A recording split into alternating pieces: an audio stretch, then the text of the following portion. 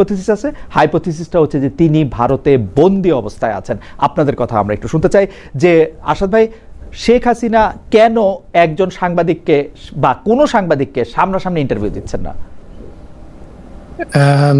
এটার আমার সাথে তো শেখ হাসিনার কোনো যোগাযোগ নাই, ফলে আমি জানিও না কিছু। তবে যেটা অনুমান করি সেটা হচ্ছে যে তিনি একটা ভারত সরকারের অতিথি হিসেবে সেখানে গেছেন, ফলে তার পক্ষে নিজের থেকে কোনো ডিসিশন নেওয়া মনে হয় না এটা তার পক্ষে সম্ভব আর কি।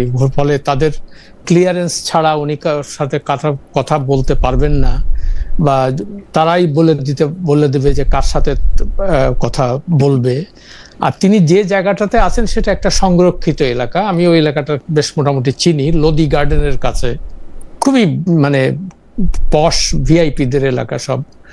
তো আমার ওইটাই মনে হয় যে তাদের সম্মতি ছাড়া বা তাদের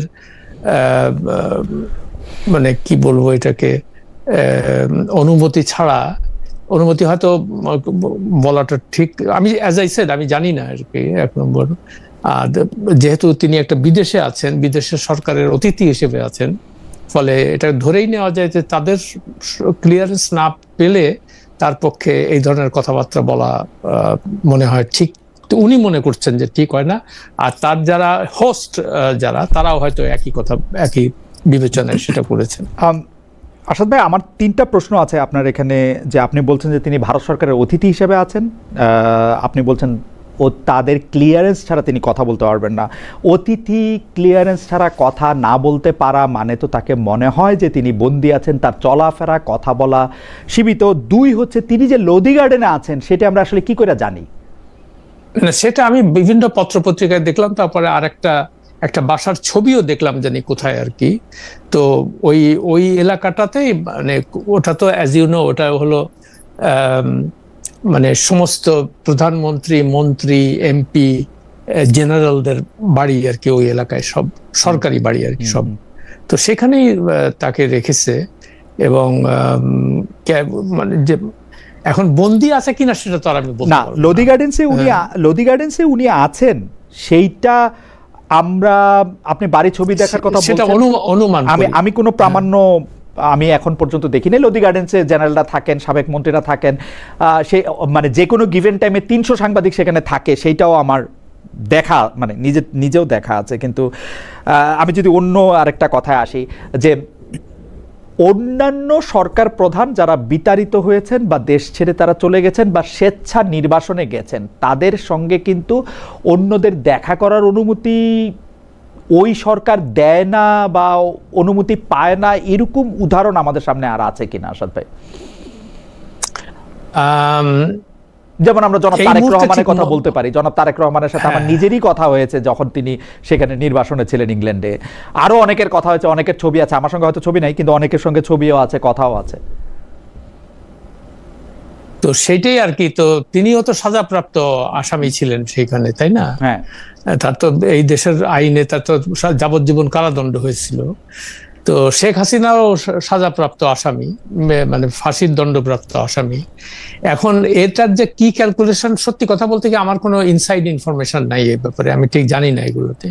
আর যেটা জানি না সেটা নিয়ে মানে কোনো স্পেকুলেশন করতে চাই। আচ্ছা, লাস্ট প্রশ্ন, আপনি যেহেতু জানেন না সেটা নিয়ে আপনি স্পেকুলেশন করতে চান না, ফেয়ার এনাফ। আপনার কাছে শেষ প্রশ্ন, আমরা কিন্তু আন্তর্জাতিক সংবাদ সংস্থায় আমার কাজ করার অভিজ্ঞতায় হোক বা আন্তর্জাতিক সংবাদ সংস্থা থেকে বাইরে হওয়া প্রতিবেদনগুলি পড়ে দেখিয়ে হোক, যে আমরা কিন্তু ইমেল সাংবাদিকতা বা ইমেল সাক্ষাৎকারকে আমরা খুব বেশি গুরুত্ব দিতে দেখি না, কারণ আমরা যেহেতু জানি না ওই পারে আসলে উত্তরটা তিনি দিচ্ছেন কিনা, সম্পূরক প্রশ্ন করতে পারি না। কিন্তু পরপর কয়েকটা ইমেল সাক্ষাৎকার আমরা তার দেখলাম, রয়টার্সের মতো বড় প্রতিষ্ঠানও এইটা ছাপালো। এইটা সম্পর্কে মানে সাংবাদিকতার দিক থেকে এইটাকে আপনি আসলে কি মনে করেন? প্রথম কথা হলো রয়টার্স, রয়টার্স তো আমরা সবাই জানি যে মানে আন্তর্জাতিক যে নিউজ এজেন্সিগুলো আছে তার মধ্যে নাম্বার 1 সেটা, তারপরে এপি, তারপরে এএফপি, মানে ইংরেজি মাধ্যমের কথা বলছি আমি।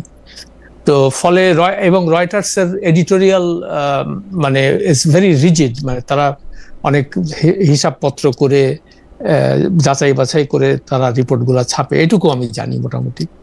তো এখন তারা যখন এই রিপোর্টটা দিয়েছে, তবে আমি মনে করি যে তাদের নিশ্চয়ই তারা অথেন্টিক সোর্স থেকেই এটা দিয়েছে এবং তার সাথে হয়তো কোনোভাবে যোগাযোগ করেছে, এইটুকুই বলতে পারি। মানে রয়টার্স কোনো মানে স্পেকুলেশনের ভিত্তিতে বা কারো ফেক কোনো ইয়েতে এটা তারা যাচাই বাছাই না করে এটা করেনি বলে আমার ধারণা।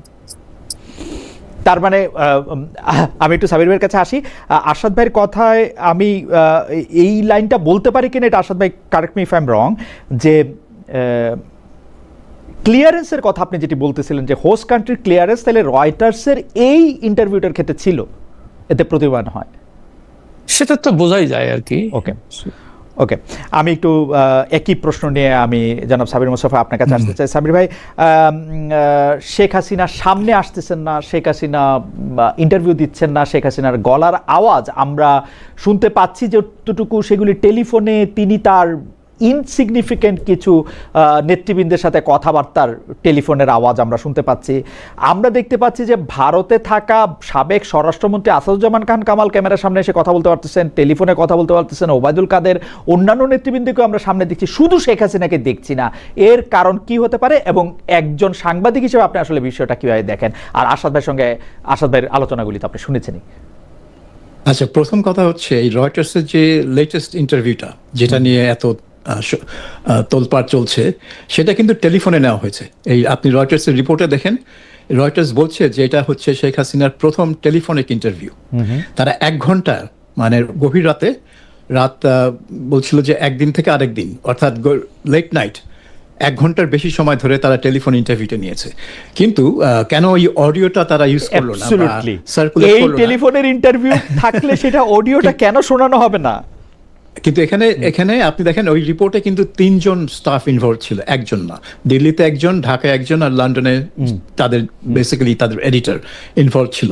সো এখানে কোনো কারসাজি হচ্ছে বা কারচুপি হচ্ছে সেরকম আমি মনে করি না। এখন প্রশ্ন হচ্ছে, আমারও মনে হয় না। এখন প্রশ্ন হচ্ছে যে শেখ হাসিনা এখনো কেন জনসমক্ষে আসছেন না, কেন ভিডিওতে আসছেন না, বা কেন লাইভ কোনো অনুষ্ঠানে আসছেন না, এটা নিয়ে একটা স্পেকুলেশন আছে। কিন্তু আমি আজকেই একজন ভারতীয় সাংবাদিকের সাক্ষাৎকার শুনছিলাম, যিনি নিজেকে শেখ হাসিনার খুব ঘনিষ্ঠ বলে দাবি করেন এবং এটাও দাবি করলেন যে তিনি সম্প্রতি শেখ হাসিনার সাথে দেখা করেছেন। এবং তার ব্যাখ্যা হলো যে শেখ হাসিনা, ওই যে আপনি যেটা বলছিলেন, শেখ হাসিনা হচ্ছে ভারতের অতিথি, বন্দী না। কিন্তু তিনি চাচ্ছেন যে ধাপে ধাপে ধীরে ধীরে পাবলিকের সামনে আসছে। সেটা কেন, সেটার কোনো ব্যাখ্যা নেই। কিন্তু তার কথা হচ্ছে যে এটা ভারত সরকারের কোনো বিধিনিষেধ না। ভারত সরকার সেটা নিয়ন্ত্রণ করে না যে কার সাথে কথা বলতে পারবে বা কার সাথে কথা বলতে পারবে না। এবং এটা আমি আগেও শুনেছি যে বিভিন্ন দেশ থেকে, যুক্তরাজ্য এবং ইউরোপের বিভিন্ন দেশ থেকে আওয়ামী লীগ নেতারা শেখ হাসিনার সাথে দেখা করতে পারেন। তারা গিয়েছেন, দিল্লিতে দেখা করেছেন, এবং লন্ডন থেকে একটা ডেলিগেশন, আওয়ামী লীগের ডেলিগেশন কয়েক মাস আগে গিয়ে দেখা করে এসছে এবং তারা অনেক কথা বলেছে যে শেখ হাসিনার সাথে তাদের কি কথা হয়েছে, তাকে দেখতে কেমন লেগেছে, তার মনোবল কি, তার শারীরিক অবস্থা কি, সবগুলোই নাকি খুব ভালো, এই রিপোর্ট তারা দিয়েছে। কাজেই সে যে একেবারে বন্দি অবস্থায় কোথাও লুকিয়ে আছে তা না। তবে এই ভারতীয় সাংবাদিক আরেকটা কথা বললেন, যেটা আমি আরশাদ মাহমুদের সাথে কথার সূত্র ধরে বলি, যে তিনি যে লোধি গার্ডেনের কাছে থাকতেন, সেটার একটা আভাস আমরা পেয়েছিলাম যে ফাইন্যান্সিয়াল টাইমসের একটা রিপোর্টে বহু আগে, যে তাকে লোধি গার্ডেনে মাঝে মধ্যে সন্ধ্যায় হাঁটতে দেখা যায়। কিন্তু এই ভারতীয় সাংবাদিক বলছেন যে তাকে 3 বার মুভ করা হয়েছে, তার নিরাপত্তার জন্য তাকে 3 বার মুভ করা হয়েছে। যে 1 বছর আগে তিনি যে বাসায় ছিলেন, এখন তিনি সেই বাসায় নেই, এবং এর মধ্যে তিনি আরেক দফা বাসা চেঞ্জ করেছেন। তো এটা নাকি ভারত সরকার মনে করে যে তার নিরাপত্তার প্রতি এখনো একটা হুমকি আছে ভারতে, এবং ভারতের মাটিতেই একটা হুমকি, ভারতের মাটিতেই আছে, এত অনিরাপদ বোধ করছেন।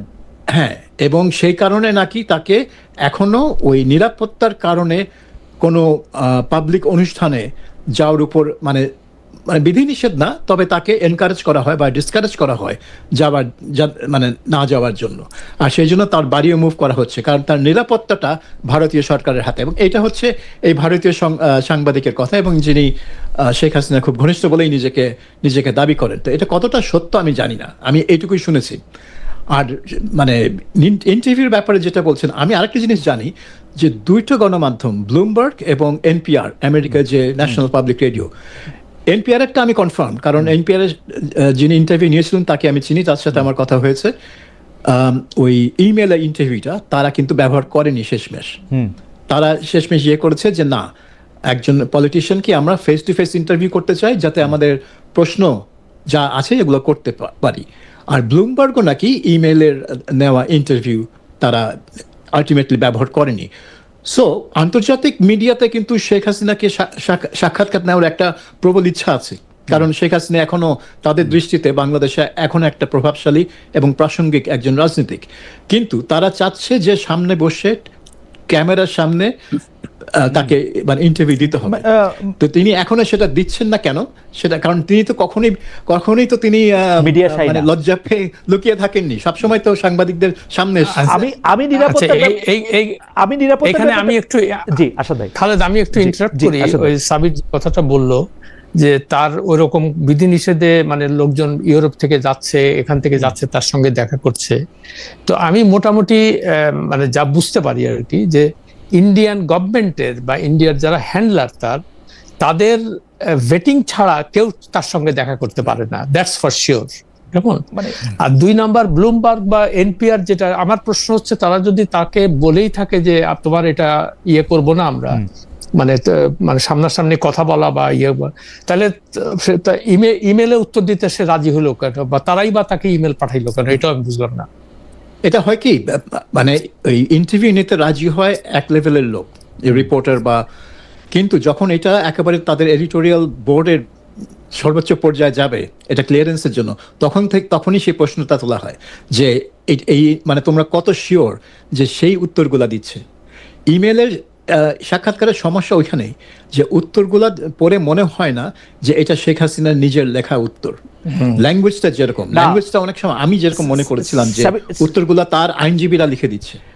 এটা খুবই আপনি একদম মানে আমি বলি যে আপনারা দুজনই একদম মানে আমার কৌতূহলটা মেটানোর জন্য আপনি যদি একটু বলেন যে নিরাপত্তার প্রশ্ন যদি তার ভারতে থেকেও থাকে, সেই ক্ষেত্রে তিনি ভিডিও ইন্টারভিউ দিতে পারেন, সারা পৃথিবীর থেকে নেতারা ভিডিও ইন্টারভিউ দেন, তার কোনো ধরনের মানে মানে আমরা বুঝতেই পারি না তিনি কোন জায়গা থেকে এটা দিচ্ছেন, সেটা উনি দিচ্ছেন না, আসলে তার অডিওটাও শোনানো হচ্ছে না। এখন আমরা কি করে মানে আসাদ ভাই খুবই গুরুত্বপূর্ণ একটা কথা বলেছেন, ক্লিয়ারেন্সের কথা। আমার কাছে কারো কথা বলার জন্য যদি ক্লিয়ারেন্স লাগে, আমার কাছে এর অনুবাদ হচ্ছে তিনি বন্দী আছেন, যে তার কোনো স্বাধীনতা নাই, তার কোনো স্বাধীনতা নাই। আমি এই পর্যায়ে এটা সাবির ভাইয়ের কাছে এটা প্রশ্ন করতে চাই, আমি আসাদের কাছে ফেরত আসছি যে সাবির ভাই, মিডিয়া কি এনাফ চেষ্টা করেছে জানার জন্য? মিডিয়া কি তার গতিপথটা দেখতে চেষ্টা করেছে? মিডিয়া কি জানতে চেষ্টা করেছে তিনি আসলে কোথায় আছেন? কারণ ইতিহাসের খাতিরে তো এই প্রশ্নগুলি জানা দরকার। যারা বড় বড় মিডিয়া আছেন, বিবিসি আছেন, রয়টার্স আছেন, এএফপি আছেন, এপি আছেন, তারা কিছুদিন পর পর আমাদেরকে একটা ইমেল ইন্টারভিউ ধরায় দিচ্ছেন, যেটার আধা পয়সা গুরুত্ব আমার কাছে নাই। এখন ঘটনা হইতেছে যে এটা কেন মানে ইন্টারন্যাশনাল মিডিয়া এই আগ্রহটা কেন নিতেছে না, বা এটা জানার চেষ্টা কেন করছে না? এটা খুব ডিফিকাল্ট বলা যে কেন তারা শেখ হাসিনা কোথায় আছে সেখানে মানে কেন মানে খোঁজ নিচ্ছে না। কারণ পৃথিবীতে অনেক যে পাপারাত্সি বলে যেই বস্তু জিনিস আছে দুনিয়াতে, তারা তো সবাই এই ধরনের লোকজনের ছবি খুঁজে বেড়ায়। যে শেখ হাসিনার একটা ছবি যদি কোনো একটা ফটোগ্রাফার নিতে পারে, যে তার বাসায় বা তার বাইরে বা লোধি গার্ডেনে বা যেখানেই হোক, তাহলে তো এটা অনেক অনেক অনেক মূল্য থাকবে এই মুহূর্তে। তো তাহলে এই ফটোগ্রাফাররা কোথায়? তারা কেন চেষ্টা করছে না ট্র্যাক ডাউন করতে শেখ হাসিনা কোথায়?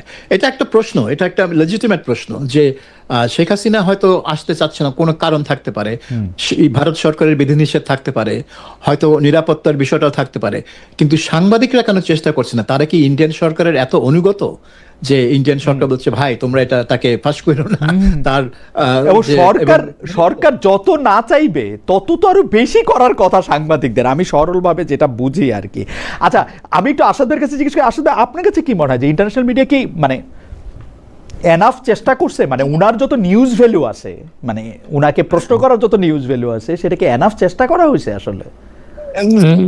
এখন সারা দুনিয়াতে এত ঘটনা ঘটছে, সত্যি কথা বলতে কি মানে শেখ হাসিনা এখন আর ওই অর্থে রেলিভেন্ট না ইন্টারন্যাশনাল, মানে আমরা যারা ইন্টারন্যাশনাল বলতে যারা বুঝি, যেমন আমেরিকা, ইংল্যান্ড বা জার্মানি, ফ্রান্স, এইগুলা যেটাতে বুঝি, তো এখন অ্যাজ ইউ নো গত মানে শুরু থেকে ইউক্রেন যুদ্ধ শুরু হওয়ার পর থেকে তারপরে মিডল ইস্টের তারপরে গাজা এসব নিয়ে মানে they are so preoccupied and busy with all this stories. Sheikh Hasina is no longer that. না কিন্তু আসাদ ভাই সবকিছুর তো একটা প্রথমবারের গুরুত্ব আছে জার্নালিজমে।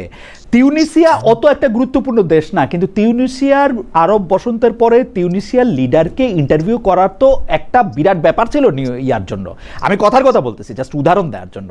তো সেই ক্ষেত্রে তো শেখ হাসিনার ইন্টারভিউ করা, শেখ হাসিনাকে জানতে চাওয়া যে why did she do this, তারে কেন আইসা পড়তে হইলো, এটা তো মানে ফার্স্ট হ্যান্ড স্টোরি পৃথিবীতে যত ঘটনাই ঘটুক।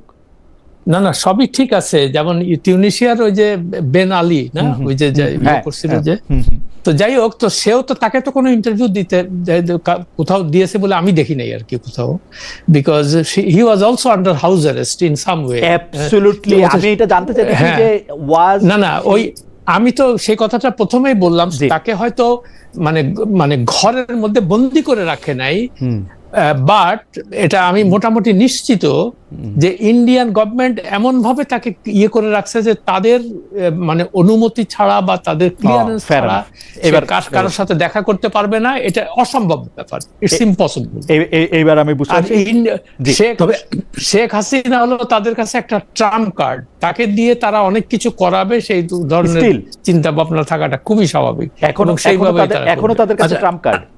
আচ্ছা জি, সাবির ভাই কিছু যোগ করতে। আচ্ছা, আমি জাস্ট ওই বেন আলীর সাথে একটা মানে পার্থক্য, বেন আলী তো আছে সৌদি আরবে। সৌদি আরব কিন্তু যখন কাউকে আশ্রয় দেয় বাইরের কোনো রাষ্ট্রনায়ককে, তাকে কিন্তু কোনোভাবেই কোনো রাজনীতি করতে দেয় না। ভারতে বসে শেখ হাসিনা কিন্তু বাংলাদেশের রাজনীতি করতেছে সক্রিয়। তাই তিনি তো রয়টার্স সাক্ষাৎকারই বললেন যে 125টা নির্বাচনী এলাকায় দলীয় নেতাকর্মীদের সাথে তার যোগাযোগ হয়েছে, কিন্তু সৌদি আরব কিন্তু সেটা কোনোভাবেই অ্যালাউ করে না, একেবারে চুপ থাকতে হয় তাদের। না আর ইন্ডিয়ার সঙ্গে সৌদি আরবের পার্থক্যটা এটাই, বিকজ ইন্ডিয়ার ইন্টারেস্টে তারা শেখ হাসিনাকে দিয়ে এগুলা বলাবে বা করবে, এটা তো কোয়াইট অবভিয়াস, তাই না? Indian interest.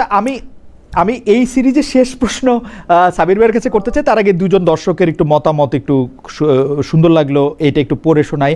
একজনের নাম জালাল আহমেদ, উনি বলছেন আপনার অনুষ্ঠান এখন তেলবাজি হয়ে গেছে, আপনি খুব তেলবাজ, আপনাকে ঘৃণা করি। আরেকজন ইমরান খান, উনি বলছেন খালেদ মহিউদ্দিন সেই ফার্মের সাংবাদিক, যে ফার্মের সাংবাদিক কমফোর্ট জোনের বাইরে কারো ইন্টারভিউ নিতে অভয় পায় না। আমি ঠিক বুঝতে পারলাম না, যাই হোক। হাওয়েভার থ্যাংক ইউ আপনাদের। আমি এই সিরিজে শেষ প্রশ্ন করতে চাই যে সাবির ভাই, শেখ হাসিনা মানে আমি যদি সময়ে পিছিয়ে 2024 সালে 5 আগস্ট যাই, শেখ হাসিনা যখন ভারতের মাটিতে অবতরণ করেন তার ব্যক্তিগত বিমানে, মানে সরকারি বিমানে বা সরকারি হেলিকপ্টারে, তখন কি তিনি বাংলাদেশের প্রধানমন্ত্রী হিসাবে ভারতে পা রেখেছিলেন কিনা? মানে আগে পদত্যাগ, পরে সেখানে যাওয়া, পদত্যাগই করেন নাই, ভারতীয় প্রধানমন্ত্রী, ভারতে সেখানে গেছেন বাংলাদেশের প্রধানমন্ত্রী হিসেবে, মানে তার স্ট্যাটাসটা কি ছিল, এটা কি আমরা জানি কি না? একটা জিনিস আমার মনে হয় পরিষ্কার যে শেখ হাসিনা লিখিত কোনো পদত্যাগপত্র কাউকে দিয়ে যাননি, এটার মানে আমার মনে হয় অ্যাকসেপ্টেড।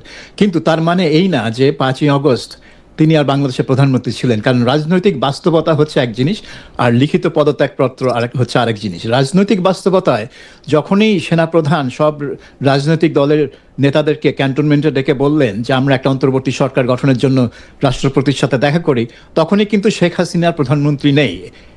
খাতা কলমে হয়তো থাকতে পারে, কিন্তু বাস্তবে তিনি নেই। কাজে তিনি যখন ওই দিল্লিতে বিমানবন্দরে বাংলাদেশ সেনাবাহিনীর বিমানে গেলেন, অবতরণ করলেন, তখন কিন্তু ভারত তাকে ক্ষমতাচ্যুত প্রধানমন্ত্রী হিসেবে গ্রহণ করেছে, নট কারেন্ট ক্ষমতাসীন প্রধানমন্ত্রী, ক্ষমতাচ্যুত। এটাই হচ্ছে রাজনৈতিক বাস্তবতা, এবং ইন্ডিয়া রাজনৈতিক বাস্তবতা মেনে কাজ মানে যা করার করেছে এবং তাকে আশ্রয় দিয়েছে। মূল কথা হচ্ছে ভারত তাকে নিরাপদ আশ্রয় দিয়েছে।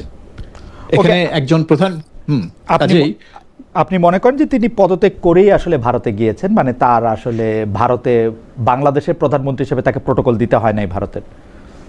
না, আমি মনে করি না যে তিনি লিখিত কোনো পদত্যাগ পত্র দিয়ে গেছেন। আমি মনে করি পদত্যাগটা হচ্ছে, এটা হচ্ছে বাস্তবতার নিরিখে, তিনি আর প্রধানমন্ত্রী নেই, এটা হচ্ছে বাস্তবতা, এবং ভারত সেই বাস্তবতার মেনেই তাকে গ্রহণ করেছে ক্ষমতাচ্যুত প্রধানমন্ত্রী হিসেবে। তিনি ভারতের একজন পরীক্ষিত বন্ধু, সেই জন্য তার কাছে নিরাপদ আশ্রয়ের জন্য গেছেন, ভারত তাকে নিরাপদ আশ্রয় দিয়েছে, এইটুকুই। প্রধানমন্ত্রী হিসেবে না, প্রধানমন্ত্রী বাংলাদেশে এটা পাবলিকলি ঘোষণা করার আগে এটা ভারতের কাছে এই তথ্য গেছে যে তিনি আর প্রধানমন্ত্রী নাই। ভারতের সাথে তো আগে যোগাযোগ করা হয়েছে। এখানে আমি একটু বলি, এখানে প্রথম কথা হলো যে ইন্ডিয়ান যে আর্মি চিফ আছে সে নিজে বলছে, নিজে মানে পাবলিক ইয়েতে বলছে যে জেনারেল ওয়াকারের সঙ্গে যখন আমরা দেখলাম যে এই ঘটনা ঘটতে যাচ্ছে তখন তার সঙ্গে কনস্ট্যান্টলি আমি কথাবার্তা বলেছি এবং কিভাবে তাকে ওখান থেকে সেফলি আমাদের এখানে নিয়ে আসা যায়, ফলে তারা তো সবকিছুই জানতো। মানে ভারতীয় আর্মি চিফ না, অজিত দোভাল বলেছেন। না অজিত দোভাল না, ভারতীয় আর্মি চিফ বলেছেন যে বাংলাদেশের আর্মি চিফের সাথে বাংলাদেশের ঘটনাবলী সে নিয়ে তার সাথে এবং কথা বলে যে হচ্ছিল। I was in constant touch with general Walker, এবং তাকে কিভাবে কখন কোথায় কিভাবে আনবে সবকিছুই আমাদের মধ্যে আলোচনা হচ্ছে আগের থেকেই আর কি। শেখ হাসিনার আনার ব্যাপারে আলোচনার প্রশ্নে ভারতীয় সেনাপ্রধান কথা বলেছেন কনস্ট্যান্ট, সেটা অবশ্য আমার চোখ এড়িয়ে গেছে, সেটা আমি খেয়াল করে নাই। না এটা তো খুবই মানে বড় খবর ছিল সেই সময়। এনিওয়ে মানে এটা ভিডিও আছে। ওকে, হ্যাঁ ওকে, ঠিক আছে। আমি তাহলে পরবর্তী প্রসঙ্গে যাই। সে পরবর্তী প্রসঙ্গ হচ্ছে যে সংবিধান মানে সংসদের সংবিধান সংশোধন সংক্রান্ত, এইটাও আপনাদের দুজনের জন্যই প্রশ্ন। আমি প্রথমে সাবির ভাইয়ের কাছে যেতে চাই। একই ব্যাপারে আসাদ ভাইয়ের মতামত আমরা শুনবো যে সংসদের সংবিধান সংশোধন সংক্রান্ত বিশেষ কমিটি গতকাল গঠন করা হয়েছে, জামায়াতের নেতৃত্বে বিরোধী দলের নাম দেনি, উল্টো এর প্রতিবাদে ওয়াকআউট করেছিল। তারা গণভোটের রায় বাস্তবায়ন চায়। বিএনপি এবং জামাতের এই বিরোধটাকে কতটা সিরিয়াস মনে হচ্ছে? মানে সংবিধান সংশোধন করতে হবে, এটা একটা দাবি। সংশোধন সংক্রান্ত বিশেষ কমিটি করার পরে জামায়াতের ওয়াকআউট। আমরা বিএনপিকে দেখে মনে হচ্ছে যে তারা আসলে কোনো সংশোধনই করতে চায় না, আবার জামায়াতকে দেখে মনে হচ্ছে যে তারা আসলে, মানে আপনাদের মতামত একটু শুনতে চাই। আমার মনে হয় জামাত এবং এনসিপি তারা চাচ্ছে যে জুলাই সনদ বলে যে জিনিসটা তারা তৈরি করেছে এবং যেই কাগজে 24টা দল সই করে, এবং যে 24টা দলের মধ্যে বোধহয় 2টা দল আর নাই, বিলুপ্ত হয়ে গেছে 2টা বা 3টা। তো তারা চাচ্ছে ওই জুলাই সনদ পুরোটাই মানে লক স্টক অ্যান্ড ব্যারেল, কোনো মানে বিয়োগ ছাড়া সংবিধানে অন্তর্ভুক্ত করা হোক। এইটাই হচ্ছে তাদের দাবি, কারণ এখানে অনেক কিছু আছে যেটা তাদের রাজনৈতিক মতাদর্শের সাথে মানে মিলে যায় আর কি। তো বিএনপি যেটা চাচ্ছে যে সংবিধান সংশোধন নিয়ে যেসব ধারাগুলো আছে এই জুলাই সনদে 33টার মধ্যে যেগুলাতে তারা নোট অফ ডিসেন্ট দেয়নি, শুধু সেইগুলো তারা বাস্তবায়ন করবে। এবং সেই জন্য তারা এই কমিটি গঠন করেছে। তারা কোনো ওই গণপরিষদের একটা আলাদা যেটা শপথ নিল ওই বিরোধী দলের সদস্যরা, সেই হাঙ্গামায় তারা যায়নি। তো এইটা একটা বিরোধ, এবং এই বিরোধটা আমার মনে হয় প্রকট হবে যতই তারা বিএনপি, জামাত এবং এনসিপি চাইবে জুলাই সনদ পুরোপুরি সংবিধানের অন্তর্ভুক্ত করা হোক, এবং বিএনপি এটাকে রেজিস্ট করবে, কারণ তারা সবকিছু জুলাই সনদে যা কিছু আছে সবকিছু তারা বাস্তবায়ন করতে চায় না। এটা তাদের রাজনৈতিক মানে কর্মসূচির সাথে মেলে না।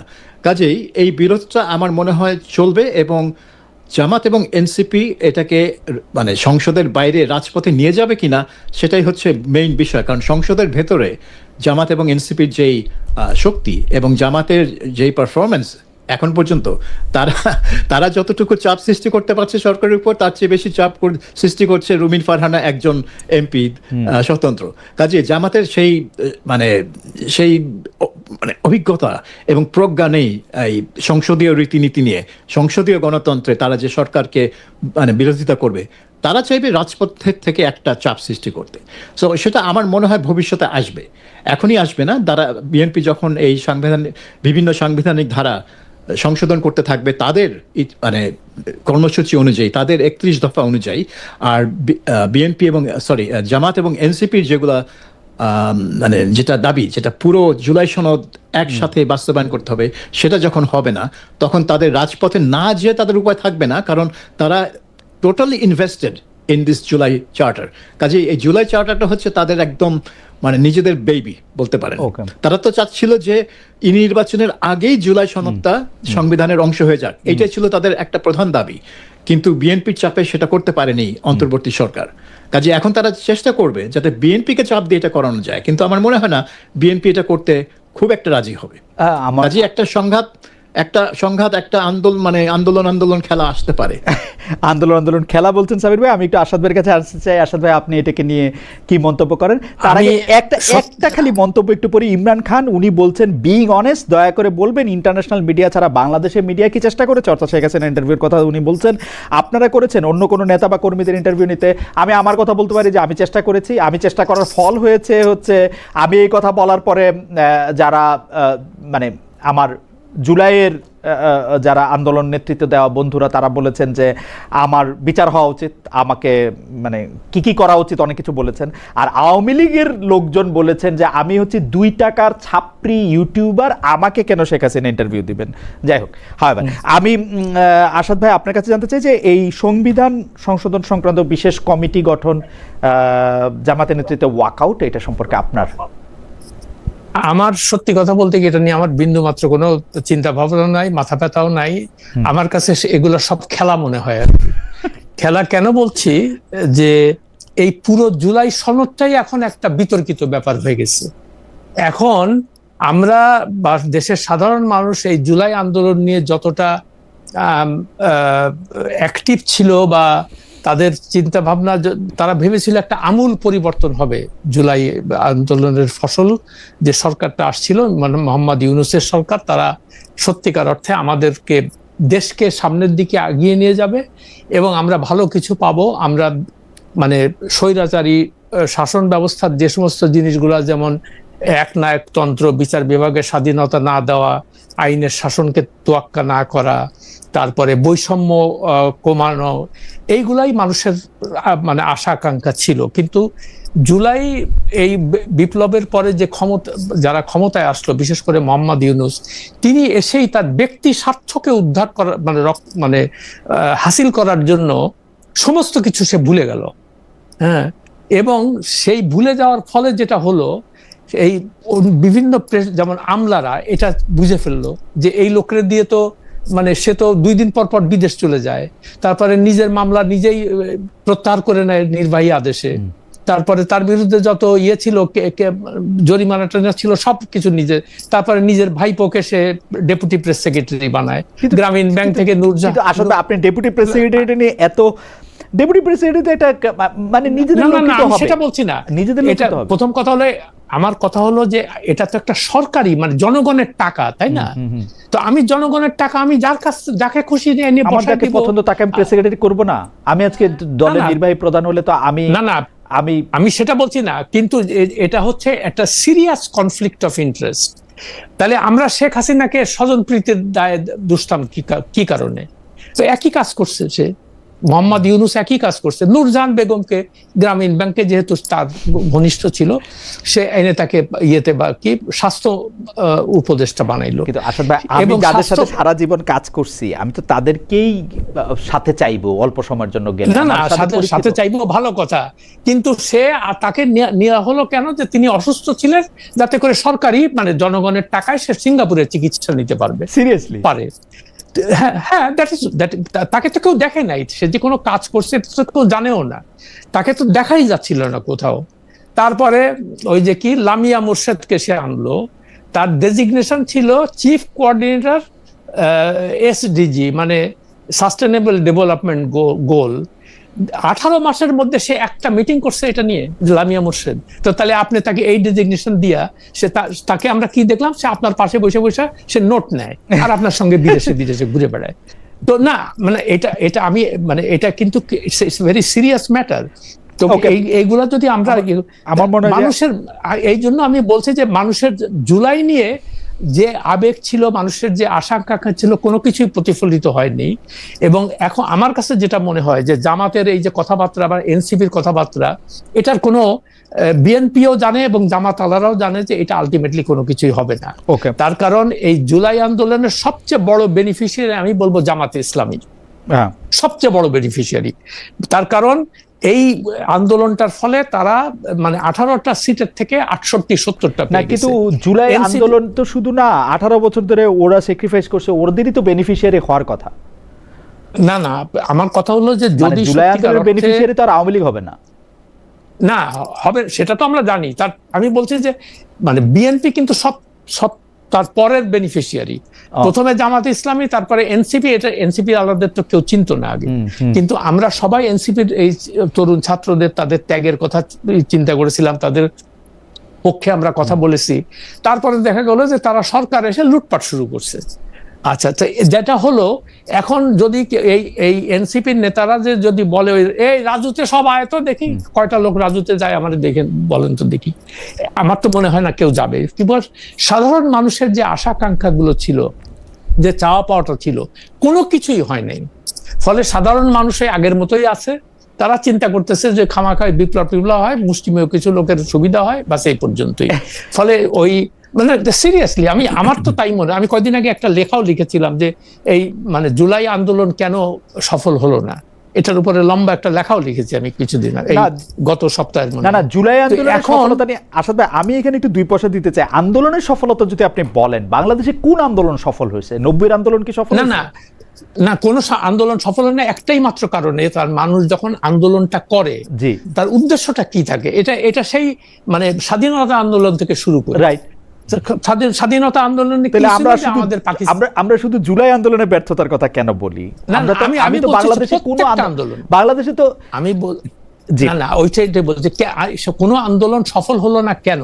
তার কারণ মানে মানুষের যে মৌলিক চাহিদাগুলো ছিল, যে আশা আকাঙ্ক্ষা ছিল, চাওয়া পাওয়া ছিল, আজকে 54 বছরে সেইগুলোর কোথাও কোনো মানে সেই মানুষের চাওয়া পাওয়া নিয়ে অবশ্য আমার দুই কথা আছে। মানুষকে আসলে গণতন্ত্র চাই কিনা, মানুষ হচ্ছে এমপিদের কাছে আসলে ল না সিম্পল জিনিস যে আমি যদি কেউ অন্যায় করে এই দেশে, কেউ যদি অন্যায় করে, সে যত বড় ক্ষমতাবান হোক না কেন, তার শাস্তি হতে হবে।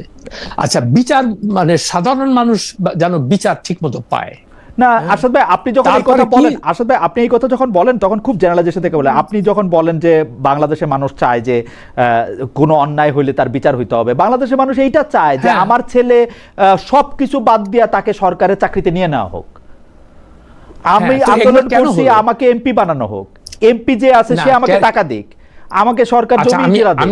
বাংলাদেশের মানুষের চেয়ে বেশি কি তার মানে কি যে সরকারি চাকরিটাকে আপনি এত আকর্ষণীয়, সরকারি চাকরি, যারা জমি, অনেক কিছু মানে না আমি সেটাই বলছি, তার মানে কি এটা তো কারাপশন। তো আপনি কারাপশনটাকে কেন আপনি এনকারেজ করবেন? আপনার উচিত হলো মানে আমি তো বৈষম্য যাতে না থাকে সেই ব্যবস্থা করা। না, সেই ব্যবস্থা সাধারণ মানুষের জীবনও চায় নাই। সাধারণ মানুষ চাইছে এতদিন যে দুষ্টামিগুলো আওয়ামী লীগ করছে, এতদিন এগুলি আমি করবো না ওইটা হয়তো দলীয় লোকজনরা করে, কিন্তু সত্যিকার অর্থে যেমন আমি প্রায় আমার মানে লেখালেখির মধ্যে বলি, ওই যে বাবুর মার কথা বলি, মেরির মার কথা বলি, এরা তো আর কোনো দল টল করে না। এরা আমি দেখতেছি যে বংশ পরম্পরায় মানুষের বাড়িতে কাজ করতেছে, রিক্সা চালাচ্ছে, মানে এদের তো কোনো কিছু হচ্ছে না। এই যে বৃষ্টিটা হলো ঢাকা শহরে কয়েকদিন আগে, আমার বাসায় না মানে আমাকে এসে বলতেছে যে খালু আমি তো মানে আমি সারা রাত কালকে বসে আছি, আমার বাড়িতে পানি উঠে গেছে। তো এটা শুনতেছি যখনই, যেমন আমি এখন যে জায়গায় থাকি এখানে কোনোদিন আমি পানি উঠতে দেখি না। এবার আমরা 3 দিন তো আমি ঘর থেকে বের হতে পারি না আমাদের পুরো এলাকায়। আসাদ ভাই এই কথাগুলি কিন্তু আমার মনে হয় আরো 40 বছর ধরে আমরা শুনে আসতেছি, কিন্তু আমি যদি ওরকমই একটা, আমি মিরপুরে থাকতাম, ওরকমই একটা বন্যা দুর্গত ঢাকায় কিছু হইলে যেখানে পানি জমে, সে এলাকা থেকে যদি আমি আইসা বলি, আমি যে আইসা ঢাকা শহরে আইসা যে জায়গার মধ্যে থাকলাম, ওই জায়গাটাতে আমি মানে আমার এটাতে আইনি অধিকার ছিল কিনা সেই প্রশ্ন করার যোগ্যতা আমার আছে, আমি যে এখানে একটা বাসা বানায় থাকলাম। না সেটা তো আমি বলছি সেটা তো কমপ্লিটলি একটা ডিফারেন্ট। আমি মনে করি যে আমাদের মানে আমরা এটা বলতে পারি, অন্যদের উপরে চাপাইতে পারি যে আমি কিছু না, আমি আইন ভাঙি না। আমি এইটার ব্যাপারে খুব কনভিন্স না যে আমি আইন ভাঙি না, আমি সাধারণ মানুষ, আমিও আইন ভাঙি। প্রথম কথা হলো আমি বলি যে এই যে মেরির মা বাবুর মা যাদের কথা বলি, এদের তো মানে এরা আইন কি জিনিসটা জানেও না। আইন সবাই জানে, তার যে কি আইন সবাই জানে, তাদের যে কি অধিকার সেটাও সে জানে যে তার এখানে আইসা বাসা বানানোটা তার অধিকার না, তাই সে এটা করে। আমি এটা তারে দোষ দিচ্ছি না, আমিও করি মানে আমিও করি। এখন কথা হলো যে তার তো এই যে তাকে 2 দিন পর পর তাদের ঘর ভেঙে দিচ্ছে এসে। তা আমি প্রায় এদেরকে বলি যাচ্ছে ভাই ওরা তো গরিব মানুষ, ওরা তো দুর্বল, ওদের উপরে অত্যাচার করেন কেন? যারা এই সমস্ত ওই যে আমলা, তারপরে দুর্বৃত্ত ব্যবসায়ী যে জোর জবরদস্তি করে মানুষের মানে জমি দখল করছে, এগুলো আপনারা ঠেকান। এই যে বসুন্ধরার কথা আমরা বলি, তাদেরকে আপনারা তাদের তো কিছু বলেন না। এই গরিব মানুষগুলো আমার মনে যে এইটা নিয়ে আমরা আসলে আলোচনা করতেই থাকতে পারবো, কিন্তু আমার কাছে মনে হয় যে গণতন্ত্র হচ্ছে ডিমান্ড বাই সাপ্লাই। আমরা গণতন্ত্র চাই কিনা, সব মানুষের সমান অধিকার চাই কিনা, বৈষম্য বিরোধী এটা চাই কিনা, নাকি এটা আরশাদ ভাই শুধু আরশাদ ভাইয়ের কলামে চায় কারণ আরশাদ ভাই সবচেয়ে ভালো মানুষ, সেইটা আমি প্রশ্ন সারা জীবন রেখা যাবো। কিন্তু আমি এইখানে সাবির ভাইয়ের কাছে যেটা, আমি গণতন্ত্র চাই না, আমি কিন্তু চাই না, তা জানেন তো। আমি কিন্তু আপনি গণতন্ত্রের পক্ষে কথা বলেন, সব মানুষের অধিকারের সমানের কথা বলেন, আপনি বৈষম্য বিরোধী মানুষের কথা বলেন। আমি বলছি যে গণতন্ত্র অর্থ যে অর্থে বুঝায়, মানে যা বলছে যে সত্যিকার অর্থে জনগণের ভয়েসকে প্রাধান্য দেবে। জনগণের ভয়েস বলে আলাদা কোনো ভয়েস নাই তো, কোথাও গণতন্ত্র জনগণের ভয়েস বলে আলাদা ভয়েস নাই আরশাদ ভাই। জনগণের ভয়েস হচ্ছে আমার ভয়েসটা আমি বলি, আমিও তো জনগণ, আমার ভয়েসটা হচ্ছে আমার সন্তান যেন থাকে দুধে ভাতে। আমি রাজনীতি করি মানে আমি লাইনে দাঁড়াবো না, আমি রাজনীতি করি মানে আমাকে কাবি খার বেশি কাজ দিতে হবে, আমি রাজনীতি করি মানে আমার পোলাপানটা চাকরি দিতে হবে, দ্যাটস ইট। আচ্ছা, না বুঝতে পারলাম, আমি সেটাই করতে বলছি যে দেখেন, আমি কয়দিন আগেই চায়নাতে গেছিলাম আর কি, চায়নার থেকে ঘুরে। এটা শোনেন, এটা মানে আমার চোখ খুলে গেছে আর কি এটা দেখে। তো চায়নাতে যাওয়ার পরে আমি যে দৃশ্যগুলো, চায়না সম্পর্কে তো আমরা পড়তেছি যে তারা অনেক উন্নতি করতেছে, কিন্তু ওখানে ফিজিক্যালি না দেখা পর্যন্ত আমি চিন্তা করতে পারি না যে এটা কি করে হলো। হ্যাঁ, তো সেইখানে আমি দুইটো জিনিস দেখলাম আর কি, এবং মানে আমার কাছে খুব লাগলো যে এত মাত্র তারা 79 থেকে শুরু করছে, মানে গত 40-45 বছরে এই বিশাল উন্নতি করছে দেশের। মানে উন্নতি মানে কি, যেটা কল্পনা করা যায় না। হ্যাঁ, তো এটার মধ্যে দুইটা কারণ ছিল, একটা হলো শীর্ষ নেতৃত্বের সততা এবং আইনের শাসন। এবং শীর্ষ নেতৃত্ব, আজ পর্যন্ত কোনোদিন শুনছেন যে চায়নার কমিউনিস্ট পার্টির হেড বা চায়নার প্রেসিডেন্ট বা প্রধানমন্ত্রী কোনো দুর্নীতি করছে? শুনছেন আজ পর্যন্ত? আমি তো শুনি নাই। না, করলেও শোনা যাবে না, করলেও শোনা যাবে না।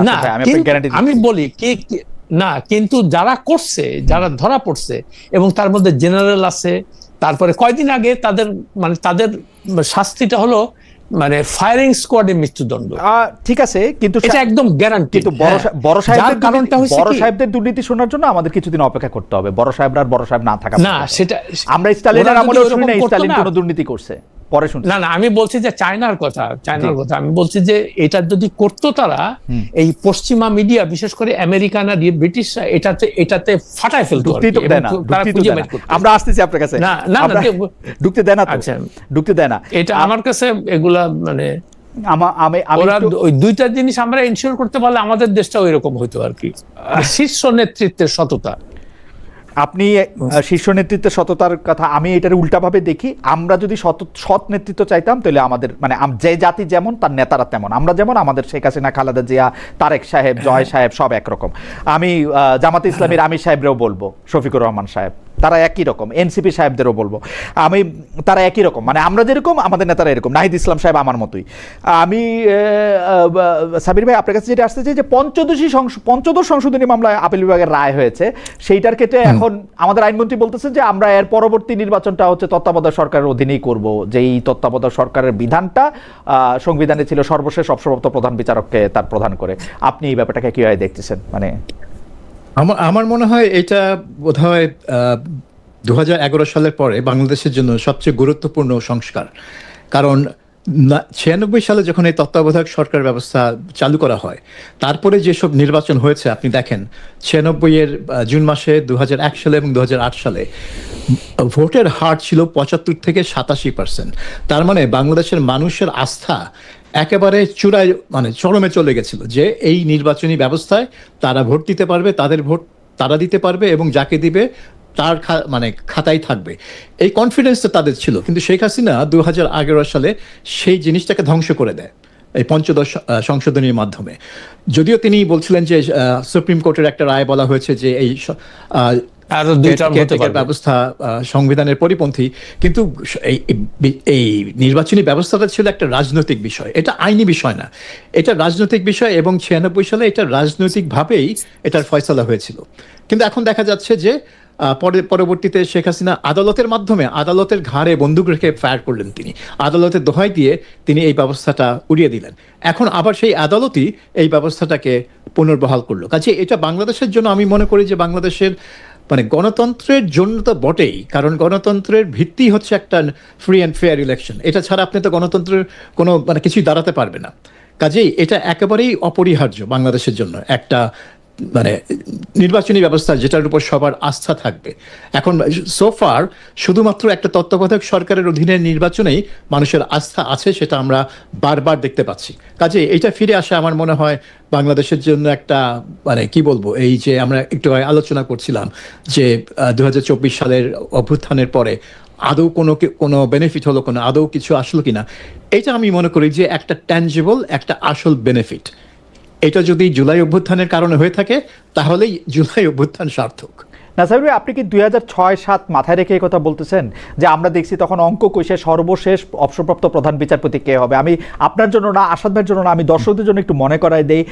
প্রধান বিচারপতির কাছে আইনমন্ত্রী একটা চিঠি লিখলেন, সেই চিঠিতে বললেন যে আমাদের সব ভালো ভালো বিচারক এখন অবসর নিয়ে নিতেছেন, আমাদের তাদের অবসরের বয়সটা একটু বাড়াইতে হবে, সংবিধানে সেটা চেঞ্জ করতে হবে, তাইলে আমরা কিছু ভালো বিচারক পাবো। সেই ভালো বিচারকদের মধ্যে সবচেয়ে ভালো বিচারক হচ্ছে বিচারপতি কে এম হাসান, যিনি সেই সময় প্রধান বিচারপতি।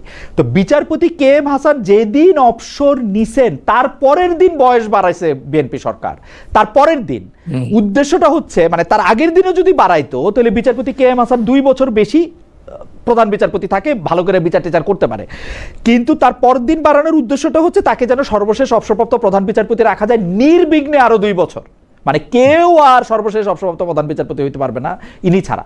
তো ইনি কে রাখার জন্য যে অঙ্ক করা হলো সেইখান থেকে কিন্তু এটা সবচেয়ে, এই অঙ্কটা করাটাকে এটা কি ঠিক আছে? এটা মাথায় রেখেই বলতেছেন যে মানে ত্রয়োদশ সংশোধনী আমাদের জন্য? এটা আমি বলছি যে বিএনপি যে ভুলটা করেছে, তারা এই তত্ত্বাবধায়ক সরকার ব্যবস্থাটা ম্যানিপুলেট করার চেষ্টা করেছে এই কে এম হাসানের ব্যাপারটা দিয়ে, এবং এটা ছিল তার প্রথম ধাক্কা এই ব্যবস্থার উপর। তারপরে আসলো আপনার 111, রাইট, সেনা সমর্থিত সরকার এসে নির্বাচন 2 বছর আর পিছিয়ে দিল। মানে নিয়মে ছিল যে 3 মাসের মধ্যে নির্বাচন করে তত্ত্বাবধায়ক সরকার বিদায় নেবে, সেখানে তারা 2 বছর ক্ষমতায় থাকলো। সেটা ছিল দ্বিতীয় ধাক্কা।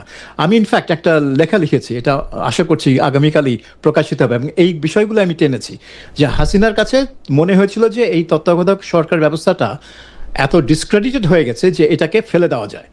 কিন্তু আসলে তো ফেলে দেওয়ার জন্য ছিল না, এটা ছিল যে এটাকে সংস্কার করে আরেকটু টেকসই করা, আরেকটু মানে শক্তিশালী করা, টেকসই করা, যাতে এটাকে ম্যানিপুলেট না করা যায়। এবং সেটা না করে তিনি দিলেন জবাই করে। আওয়ামী লীগ হচ্ছে জবাই করলো এবং পুরো সিস্টেমটাকে ধ্বংস করলো। আসাদ ভাই, আপনি যদি এটা নিয়ে দুটা কথা বলেন, যে কারণ হচ্ছে যে সাবির ভাই একদম ঠিক কথা বলছেন যে একদম আদালতের ঘাড়ে বন্দুক রেখে, আমি মানে যখন শর্ট অর্ডারটা দেয় তখনও কোর্টে ছিলাম, এই কি বলে না, আমার কথা বলেন জি না, আমার কিন্তু এগেন মানে আমি হয়তো সবাই বিরক্ত হয়ে যাবে, আমার এগুলো নিয়ে কোনো আগ্রহ নাই আর। তার কারণ না, আমি বলি কেন নাই, আমি সেটা বলি।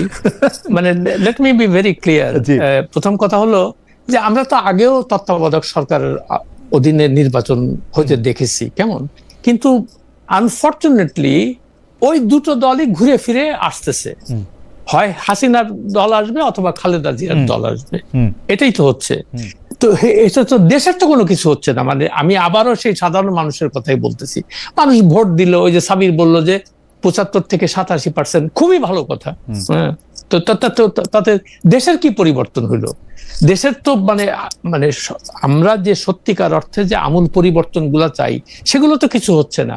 আর এই প্রসঙ্গে আবারও বলে রাখি, খালেদা জিয়া নিজে বলেছে এই তত্ত্বাবধায়ক সরকার দিবে না, সেই জন্য তখন তিনি বলেছিলেন যে তত্ত্বাবধায়ক সরকার শুধুমাত্র পাগল আর শিশু ছাড়া কেউ চায় না। এটা ওনারই কথা। তার মানে প্রথম কথা হলো আমি ক্ষমতায় থাকবো, যেভাবে আমি থাকবো। এখন যদি ঠিক আছে ইলেকশন তত্ত্বাবধায়ক সরকার হলে হয়তো স্বাভাবিকভাবে আমরা যেটুকখানি আমাদের অভিজ্ঞতায় বলে যে মোটামুটি একটা নিরপেক্ষ ভোট হয়, এবং যারা ক্ষমতায় থাকে তারা মানে ইনভ্যারিয়েবলি তারা ক্ষমতার থেকে চলে যায়, বিকজ মানুষ বিরক্ত হয়ে যায় তাদের প্রতি, এবং তারা ভোট দিয়ে আরেক দল আসে, এসে তারপরে কিছুদিন পরে আবার তাদের বিরুদ্ধে মানুষের ক্ষোভ বাড়তে থাকে। তো এই যে চক্করের মধ্যে আমরা পড়ছি, এই তত্ত্বাবধায়ক সরকার দিয়ে আমি কি করব? ওকে, মানুষের ভোট দেওয়া ছাড়া আর তো কোনো লাভ। আসলে একটু আপনি 50-60 সেকেন্ডে বলবেন, আমরা যেটা খুব সহজে বলে ফেলি বাংলাদেশে মানুষের কিছু হইল না 54 বছরে, কথা কি ঠিক? 54 বছরে তো আমি সব কয়টা সূচকে সাংঘাতিক উন্নয়ন দেখি। আমার বয়স ওইগুলো খালি আমি তো নিজের চোখে বাংলাদেশে চিনতে পারি না, ঢাকা শহরে আমার জন্ম, আমি তো ঢাকায় চিনতে পারি না। না মানুষের খুবই ভালো কথা। না না, খুবই ভালো। আমি মাঝে উত্তরবঙ্গে গেছিলাম আর কি, সবচেয়ে ডিপ্রেসড এরিয়া তো। হ্যাঁ। তো আমার নিজেরই বিশ্বাস হচ্ছিল না যে আরে সর্বনাশ, Absolutely. মানে প্রত্যন্ত গ্রামের মধ্যে গেছি, সেখানে দেখি মানে পাকা রাস্তা, Right. একটা কাঁচা ঘর বাড়ি দেখি নাই কোথাও। কেমন, এগুলো সবই ঠিক আছে, কিন্তু তারপরেও দেখতেছি যে অসংখ্য লোক বেকার। এবং আরেকটা জিনিস আমি দেখলাম যে ফর্মাল সেক্টরে মানুষের তেমন কোনো কাজ কাম নাই, ইনফর্মাল সেক্টরটা ইকোনমিকে ডমিনেট করতেছে এখন। আর ইনফর্মাল সেক্টর মানে কারা? ওই যে হকার, তারপরে ওই রিক্সাওয়ালা, ইজি বাইক চালায়, বিকজ তাদের ফর্মাল সেক্টরে চাকরি বাকরি নাই, শিল্প কলকারখানা বন্ধ। আমি খুলনার ওখানে 13টা জুট মিল ছিল, সবগুলা বন্ধ। তো এই যে এতগুলো মানে লোকের কর্ম, তারা কর্মসংস্থান, এটা ঠিক কথাই বলছেন। এই লোকগুলা কোথায় যাবে? তো এই লোকগুলা কোথায় গেল?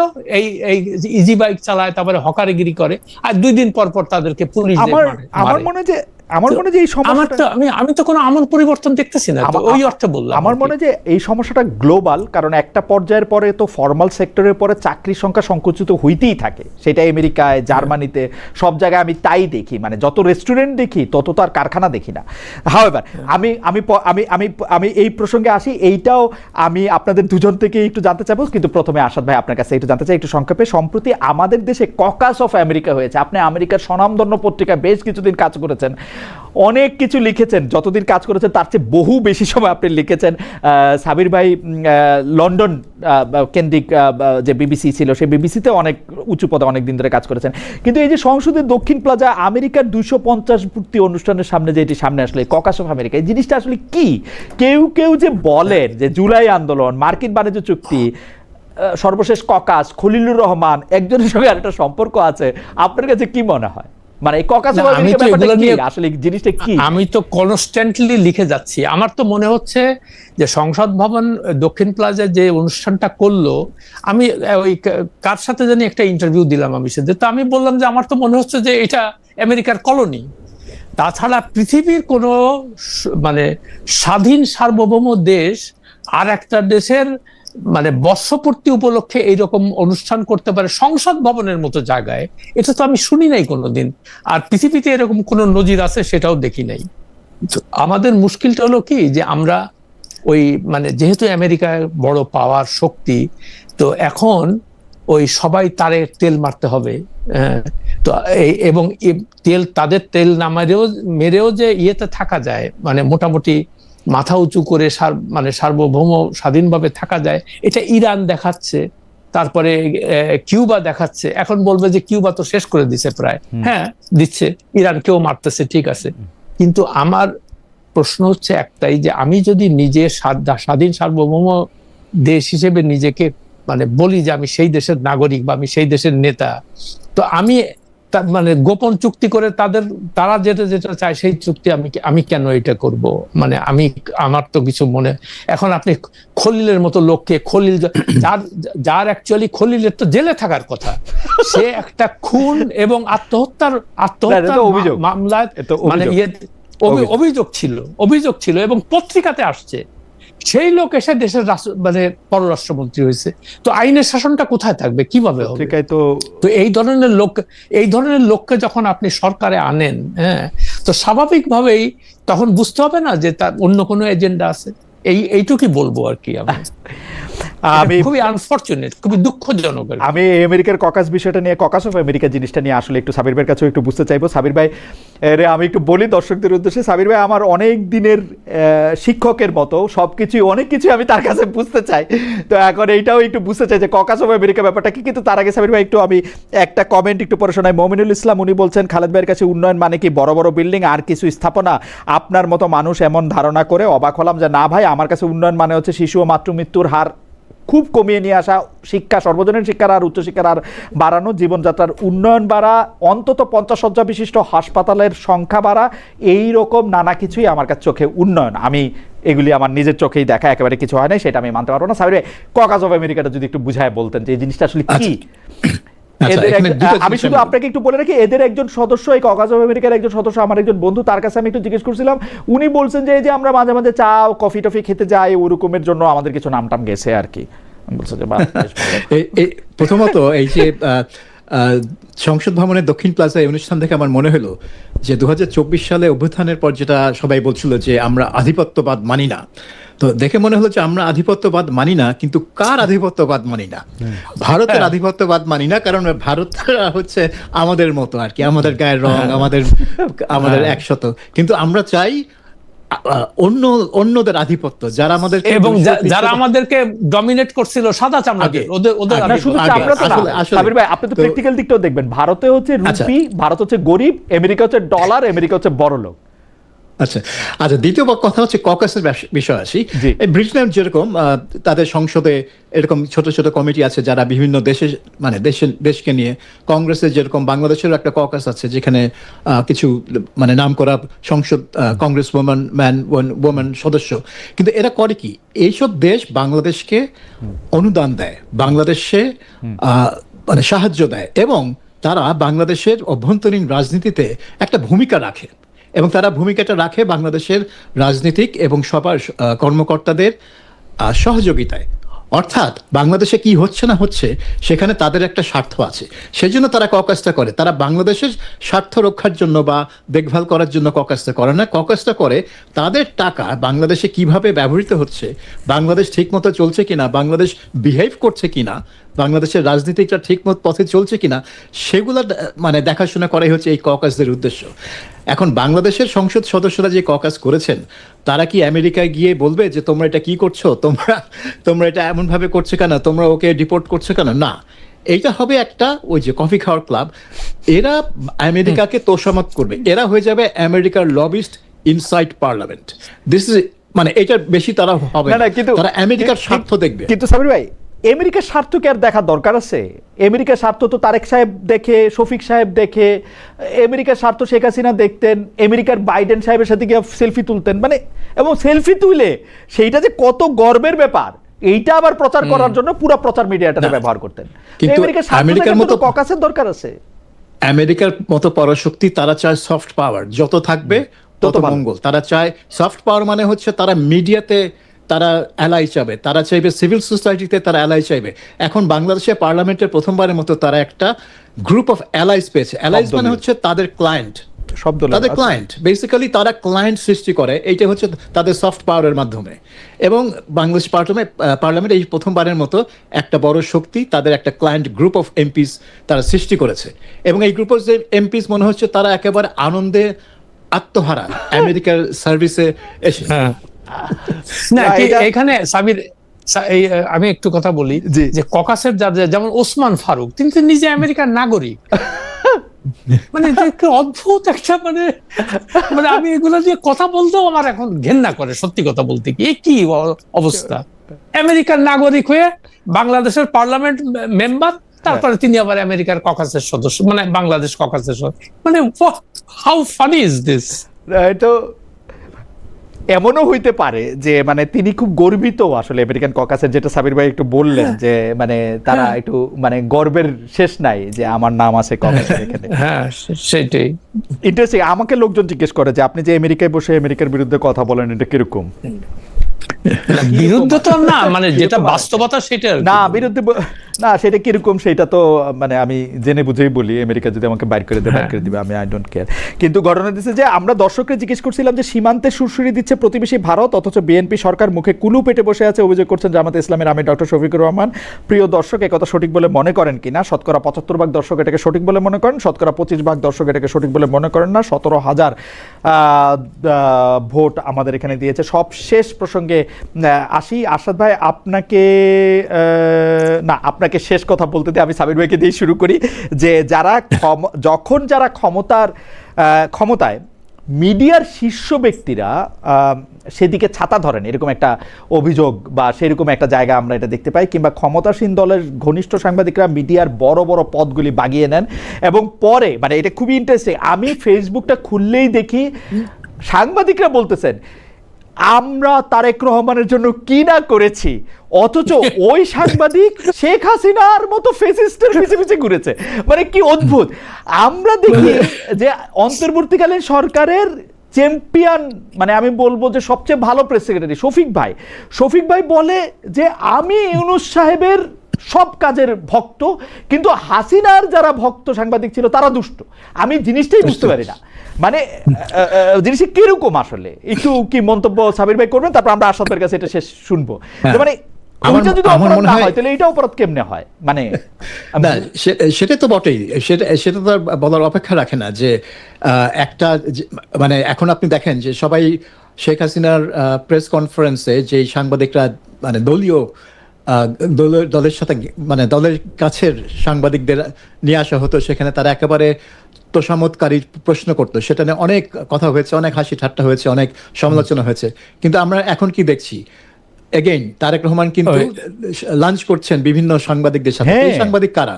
তারাই তো তাদের দলের লোকজনই তো তাদেরকে ইনভাইট করছে। এবং এইটা বলতেছেন সাবির ভাই, আপনি এটা না বলার লোভ সামলাতে পারতেছেন না, এইটা বলতেছেন শেখ হাসিনার সময় চামচামি করতো, অন্তর্বর্তীকালীন সরকারের সময় চামচামি করতো, আর আমরা তারেক সাহেবের জন্য এত কিছু করছি, আমাদের এই আত্মত্যাগটি বৃথা যাবে, এটা ফেসবুকে বলতেছে। লজ্জা ছাড়া। একটা জিনিস ইন্টারেস্টিং যে এক সময় ক্ষমতার বদল হলে শুধুমাত্র বাংলাদেশ বেতার, বাংলাদেশ টেলিভিশনের ক্ষমতা মানে হামলা হতো আর কি, তাদের মানে পরিবর্তন করা হতো ডিজি। এখন যেটা দেখলাম আমরা যে একেবারে শেখ হাসিনার পতনের পর প্রাইভেট সেক্টরে যত টেলিভিশন, নিউজ পেপার, সেখানের এডিটোরিয়াল রোলগুলো পাল্টে গেল, সেখানে নিউজ রুমগুলো দখল হয়ে গেল। হ্যাঁ, কারণ যারা আগে মানে যাদেরকে প্রো আওয়ামী লীগ বলা হতো তাদেরকে বের করে দিয়ে যারা প্রো বিএনপি বা প্রো জামাত সেরকম এসে গেল। এবং আরেকটা কারণ হচ্ছে আপনারা এখন অনেক মিডিয়ার মালিক হচ্ছে ব্যবসায়ীরা, এবং এই ব্যবসায়ীরা চায় যে যেদিকে সরকার সেদিকে ছাতা খুলতে। তো ব্যবসায়ীরা সেই রকম সাংবাদিকদের নিয়ে আসেন তখন ক্ষমতায় বা নিউজ রুমের চার্জে, যারা সরকারের সাথে যাদের ভালো সম্পর্ক আছে, ভালো লাইন আছে, যে তার হয়ে সরকারের সাথে একটা যোগসূত্র সৃষ্টি করতে পারবে। তো একই জিনিস দেখছি, আওয়ামী লীগ বিট করছে, ইউনূস সাহেবের সময় দেখছি কিছু এনজিও বিট করছে, অথবা কিছু বিট করে না, এরকম কিছু লোক রে অ্যাবসলিউটলি, অথবা ভাতিজা। আমি কি একটু কথা বলবো এখানে? জি জি জি, আসাদ ভাই আপনি বলবেনই, কিন্তু তার আগে এইটাও একটু যদি বলেন,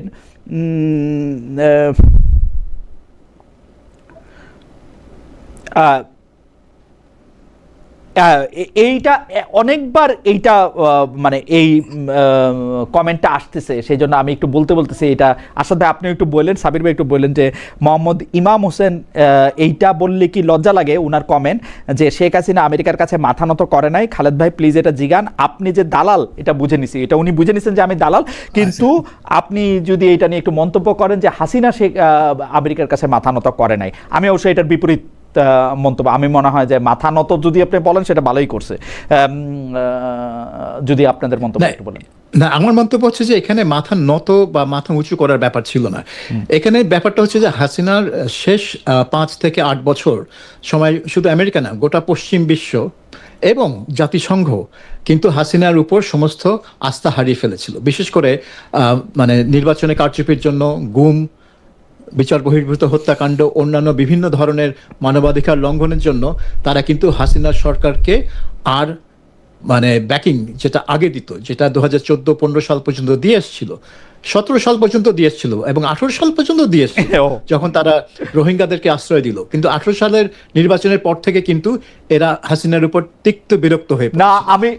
আমি সাবির ভাই আপনাকে মনে করে দিই, ডয়েচে ওয়েলের চিফ এডিটর 18 সালে এসে শেখ হাসিনার একটা ইন্টারভিউ নিয়ে গেছেন, ওখানে জিজ্ঞেস করছে আপনি আর কতদিন ক্ষমতা থাকবেন, খুব মধুর মধুর প্রশ্ন এসে জিজ্ঞেস করে গেছেন। মানে ওইটা ছিল হচ্ছে প্রথম একটা মানে বড় অত মানে বড় একটা জায়গা থেকে একটা ইন্টারভিউ, যেটার মধ্যে থেকে তিনি আসলে খুব মধুর মধুর প্রশ্ন 18 সালের এই নির্বাচনের পরে তিনি আসে এই প্রশ্ন করে গেছেন। কিন্তু আমরা পরবর্তীতে দেখলাম কিন্তু যে ওই জাতিসংঘ, আপনার বিভিন্ন মানবাধিকার সংস্থা যারা আর কি জাতিসংঘ বা যুক্তরাষ্ট্রের স্টেট ডিপার্টমেন্টকে প্রভাবিত করতে পারে, তারা কিন্তু শেখ হাসিনার মানবাধিকার লঙ্ঘনের বিষয়টাকে একেবারে টপ এজেন্ডায় নিয়ে আসে। ফলে মাথা নিচু করার আর জায়গা ছিল না, কারণ শেখ হাসিনার মানে উপর মানে বিরক্তিটা তখন চরমে পৌঁছে গেছে। আসাদ ভাই আপনার কাছে শুনবো সবগুলি বিষয়, মিডিয়া যেদিকে ছাতা সেদিকে। না, মিডিয়ার কথাটা অ্যাকচুয়ালি সত্যি কথা বলতে কি, সাংবাদিকতা বলতে যে জিনিসটা আমরা বুঝি যে তারা নিরপেক্ষ হবে, তারা ক্ষমতাকে প্রশ্ন করবে, এটাই হলো সাংবাদিকদের সব। তারা দেশের সাধারণ মানুষের যে, বিকজ তাদের তো কোনো ভয়েস নাই, ফলে আর সাধারণ মানুষরা তো আর ক্ষমতাধরদের কাছে যেতে পারে না, তো সাংবাদিকদের কাজ হলো তাদের পক্ষে কথা বলা, সাধারণ মানে ক্ষমতাধরদের তার প্রশ্ন করা সেই ব্যাপারে। তো সেগুলো তো আর এখন আর নাই, হ্যাঁ, বহুকাল থেকেই নাই। আর ওই কথাটাই সাবির যে কথাটা বললো ওইটাই আমি বলি, তার কারণ এই মিডিয়ার মালিক হয়েছে এখন এই ব্যবসায়ী নামক দুর্বৃত্তরা। তাদের যত অবৈধ উপায়ে যত সম্পদ তারা মানে দখল করা বা অর্জন করেছে, এগুলাকে কিভাবে আমি রক্ষা করব। ওই আগে তো বড় লোকরা কি করতো, মানে টমিদাররা আগে বাসায় এদের অবাঞ্ছিতদের ঠেকানোর জন্য কুকুর রাখতো বাসায়, তো এখন সাংবাদিক রাখে। হ্যাঁ, তো মানে শুনতে অবশ্য খুবই মানে কটু লাগতেছে শুনতে, বাট সেটাই হয়েছে। না হলে আপনি কল্পনা করতে পারেন যে এই যে বসুন্ধরার এতগুলো পত্রিকা, তারপরে এই যে কি বলে চ্যানেল 24, তারপরে সমকাল, এর মালিক কারা, তারপরে যমুনা গ্রুপের মালিক কারা, এই মানে যমুনা টেলিভিশন বা যুগান্তর, এদের মালিক কারা। তো এই যে জিনিসগুলা হয়েছে, এগুলা এই সমস্ত এদের বিরুদ্ধে যদি আপনি কোনো কিছু মানে সত্যিকার অর্থে সাংবাদিকতা যদি হতো, তাহলে এদের এই অপকর্মগুলো তুলে ধরতো সবসময়। তো সেটা তো আর হচ্ছে না। ফলে ওই সাবির যে কথাটা বললো ওইটাই আমার, যে ব্যবসায়ী যারা তারা চিন্তা করে যে আমার তো এই অবৈধ অর্জনকে কিভাবে আমি ধরে রাখবো। ফলে ওই সরকারের সঙ্গে যাদের মহরম আছে তাদেরকে নিয়ে নিউজ রুমে দাও। এই জন্য আমরা দেখলাম যে 24-এর এই মানে গণ অভ্যুত্থানের পরে, বিপ্লবের পরে আগে আওয়ামী লীগের যারা ছিল তাদেরকে সরাই দিয়ে ওখানে বিএনপি আলারা সব ঢুকলো আর কি। তো তারা ওই যেমন আমি বলি কাদের গনি, আমি তার জীবনে কোনোদিন আজ পর্যন্ত একটা লেখা দেখিনি কোথাও, সত্যি আমি দেখি নাই কোনোদিন, বাট সে অনেক বড় নেতা। সে মানে কি বলে বসুন্ধরা গ্রুপের মিডিয়া গ্রুপের সে হলো। আপনি যখন এই কথা বলবেন কাদের গনি সাহেবকে নিয়ে, তখন কি আপনি একইভাবে আওয়ামী লীগের সময়ও কি এরকম চেহারাগুলি আপনি দেখেন নাই যাদের লেখা? না, আমি সেটা যেহেতু আমি কথাটা বলছি যে এই জন্য যে আওয়ামী লীগ তো এখন ক্ষমতায় নাই, তো ক্ষমতায় যখন ছিল তারা একই কাজ করতো। তাদেরও কোনো, যেমন আমি বলি যে প্রেস ক্লাবের এই যে কি বলে সাধারণ সম্পাদক কি আইয়ুব কি নাম আর কি, তো তারা, হ্যাঁ যাই হোক, তো তারা 2 দিন পর পর ওই দুর্বৃত্তদের নিয়ে আসে। ওই যে কি নাবিল গ্রুপের মালিকের পক্ষে সাংবাদিকদের দেয়, কি বলে সেমাই, দুধে মানে ঈদের সময় সেমাই দেয়, তারপরে দুধ দেয়, তেল দেয়, পোলাওর চাল দেয়। তো আমি লিখলাম যে আর এরা কত নিচে নামবে। সেই নাবিল গ্রুপের নিচে নামার সম্পর্কে আমি একটু খালি আপনাকে 2 পয়সা দেই।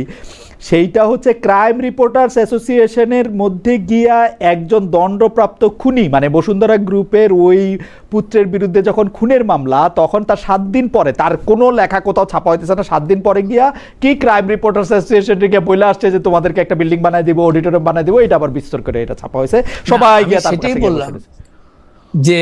আর এখন সাংবাদিকতা হয়েছে কি, এটা হয়েছে যে আমি কি করে তাড়াতাড়ি গাড়ি বাড়ির মালিক হব, আমি ফ্ল্যাটের মালিক হব।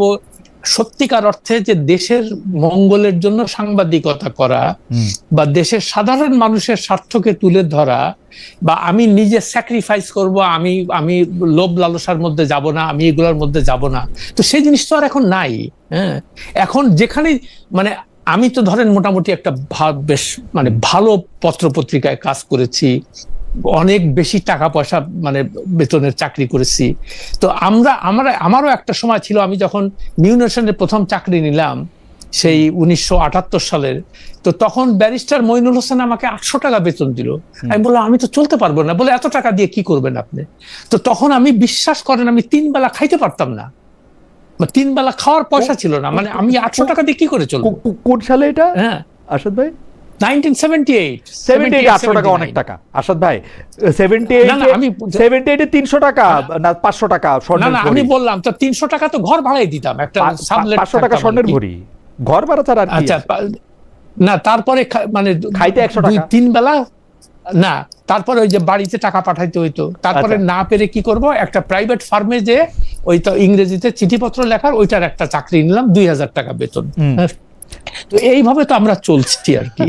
তো এখন দেখি যে সে তার কোনো দৃশ্যমান কোনো ইনকাম নাই, কিন্তু সে গাড়ি চড়তেছে, সে ফ্ল্যাটের মালিক, সে বিদেশে যাচ্ছে, সে ঘুরতেছে। কি করে সম্ভব এগুলা?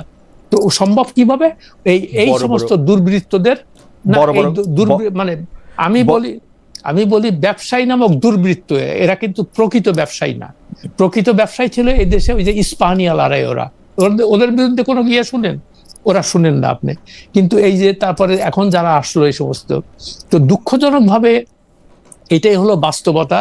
এবং একটা দেশের রাজনীতি যখন নষ্ট হয় তখন সবকিছু ধ্বংস হয়ে যায়। ওকে, সেটাই আমরা দেখতে পাচ্ছি।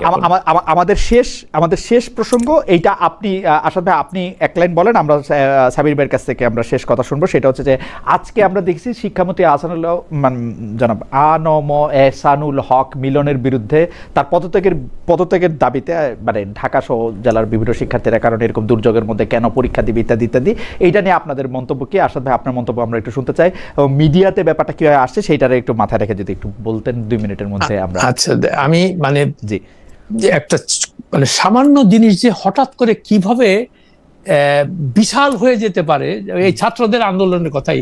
আমি বিকেল বেলায়, আপনারা তো একজন লন্ডনে বসে আছেন, একজন নিউ ইয়র্কে বসে আছেন, আমি তো ঢাকাতে। রাইট। তো আমি এই 3 দিন যেহেতু ঘর থেকে বেরোতে পারি না, আজকে একটু রোদ উঠছিল দেখে আমি একটু বাজার করতে গেলাম, যে দেখি সমস্ত রাস্তাঘাট বন্ধ, মানে কোনো একদম স্থবির টোটালি। তারপরে জিজ্ঞেস করলাম কি হয়েছে, বলে উত্তরাতে ছেলে মেয়েরা স্ট্রাইক মানে বিক্ষোভ করতেছে এই পরীক্ষা নিয়ে, এহসানুল্লাহ মিলনের বিরুদ্ধে, মানে তার পদত্যাগ দাবি করছে। তো দেখেন সাধারণ যে পরীক্ষার, আর এত বৃষ্টির মধ্যে পরীক্ষাটা কিভাবে তারা নিল, এটাও আমার কাছে মনে হচ্ছে। এই সিদ্ধান্তটা কেন নিল তারা?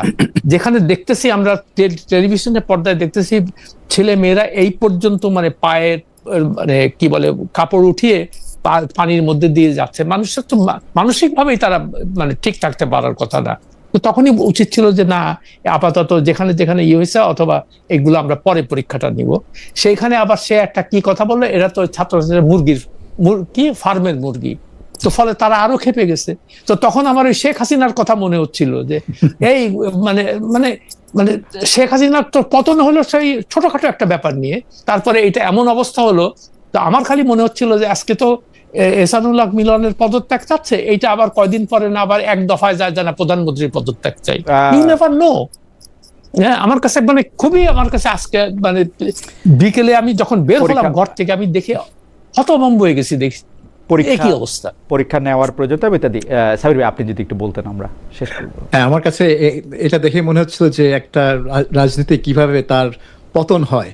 কারণ তিনি, এই মিলন সাহেব, তিনি কিন্তু নির্বাচনের পর থেকেই বেশ কিছু স্টান্টবাজি করছিলেন। যেমন সংসদ ভবনে গিয়ে ঠিক মতো না গিয়ে যেখানে একটা ব্যারিয়ার ছিল সেটার উপর দৌড় দিয়ে টপকে উঠে গেলেন, দেখাতে যে তিনি কত ফিট। তো এই ধরনের স্টান্টবাজি, তারপরে বিভিন্ন জায়গায় গিয়ে, স্কুলে গিয়ে নানান ধরনের কথা বলা।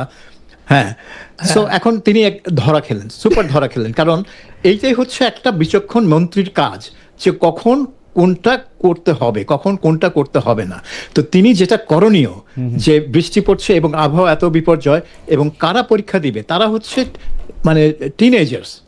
তারা, হ্যাঁ, তারা যদি মনে করেন তারা ফার্মের মুরগি, তাহলে তাদেরকে ফার্মের মুরগি হিসেবে ট্রিট করেন, তাদেরকে বৃষ্টির মধ্যে এই পানি ঠেলে পরীক্ষা কেন্দ্রে যেতে বলেন না। কিন্তু আপনি সেটাই করেছেন। আপনি কে ভাই? সো এখন একটা ধাক্কা খেয়েছে সংসদে, সে একটু হালকাভাবে ক্ষমা চেয়েছে। তিনি বলছেন যে যদি কারো মনে কিছু লেগে থাকে তাহলে ক্ষমা চাইছি। মানে আমি একটা ফাউল করেছি সেজন্য আমি লজ্জিত, আমি দুঃখিত, সেটা না। যদি কারো মনে লেগে থাকে, এটা হচ্ছে একটা মানে আরেকটা জিনিস। মানে এই, এবং আরশাদ ভাই ঠিকই বলেছে যে এই স্ফুলিঙ্গ থেকে কিন্তু একটা বড় আগুন লেগে যেতে পারে। তো আমার মনে হয় যে মিলন সাহেবের আসলে মানে পদত্যাগ করাই উচিত। কারণ এই ধরনের ফাউল করার পর কিন্তু তার এই মন্ত্রণালয়ে আর মন্ত্রী থাকার উচিত। আচ্ছা সাবির ভাই, এবং এটা তারেক রহমানেরও বুঝতে হবে। সাবির ভাই, মানে অনুষ্ঠান শেষ করে দেই, মানে কিন্তু এইটা বলার মানে বাংলাদেশের মানুষ যখন একটা কথা বলে তখন নিজের অবস্থাটা কই থাকে। ধরা যাক এই বাচ্চারা ফার্মের মুরগি, তাহলে উনি কিসের, মানে উনি কি মুরগি না মানে মানুষ, মানে ছাড়া মুরগি? মানে উনি নিজের আসলে কি ভাবতেছেন? মানে আমরা কি এই পরের লাইনটা, মানে তাহলে আপনি কোথাকার মুরগি, বা আপনি কি আদৌ মুরগি কিনা, এইটা কি আমরা মানে উনি কিভাবে বলেন আসলে এই গালিগুলি? মানে আপনারা সিনিয়র লোকরা তো এগুলো আবিষ্কার করছেন, ফার্মের মুরগি। আমি আর একটা জিনিস আমি খুবই অবাক হয়ে গেলাম, এই ফেসবুকটা খুললে দেখবেন আর কি, যে একটা মেয়ে, মানে পরীক্ষার্থী একটা মেয়ে, মানে আমি সে ভাষা উচ্চারণ করতে পারবো না, মেয়েদের তার মুখ দিয়ে যে সে কি কথা বললো মিলন না, ঠিক আছে, সে যা অকল্পনীয়। মিলন ভাই নিজের কি ভাবছেন? মিলন ভাই কোথাকার মুরগি? না, মিলন ভাই কিসের মানে মুরগি না, এখন মিলন ভাই কি মুরগি? মিলন মানে অথবা মুরগি